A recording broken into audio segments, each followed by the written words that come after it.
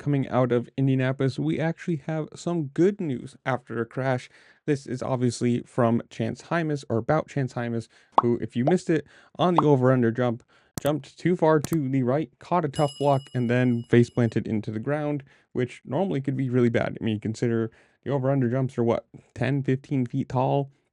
You're probably going a couple, 2, 3, 5 feet above that. So landing on your body from that height, you know, normally result in an injury.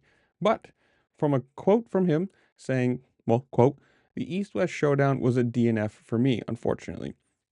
Honestly, the heat race was pretty bad on my part. I got a decent start, crashed, and then ended up 8th, so I had a bad gate pick for the main. I was around 10th, crashed in the whoops, and then worked my way back up to 11th from dead last. Then I hit a tough black on the top of the over under, which caused me to fall from the top of it onto the ground. I knocked the wind out of myself, and that was the end of my night. Not a good night here in Indy. I need to bounce back in Birmingham, so I'm focused on recovering for that.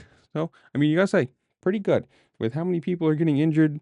To have somebody crash and not be injured coming out of it is a silver lining, and it's good because obviously he's coming off an injury. You don't want to see him get injured again and then be hurt for outdoors, which is really the place where he's going to be a contender this year. I mean, coming in injured to Supercross, you're kind of ruled out already. So hopefully, hopefully, knock on wood, he is feeling fine. We have a week break, and then we're back to Supercross after that.